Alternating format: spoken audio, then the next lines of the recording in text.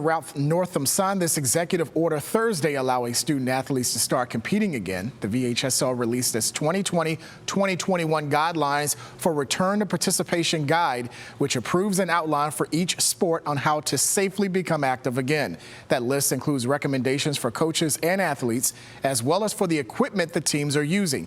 VHSL is also changing some of the rules for certain sports to help curb the spread of COVID-19. For instance, in boys lacrosse, the game will start with a coin toss.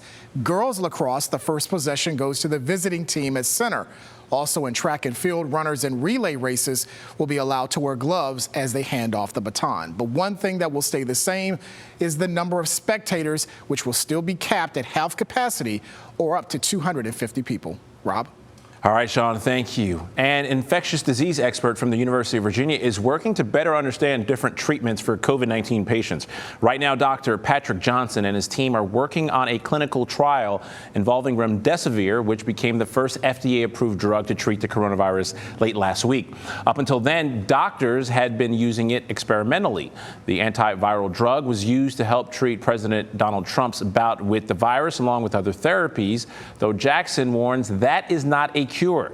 Now, Jackson is combining remdesivir with another drug, interferon, to see if the recovery time for patients is even shorter than just using remdesivir on its own. So the idea is that by giving an antiviral drug, remdesivir, in combination with interferon, a natural antiviral chemical, is that we may be able to boost people's responses and may be able to get even more benefit than we got out of remdesivir by itself.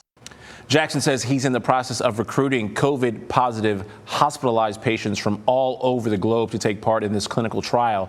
Results from the study should be out early next year.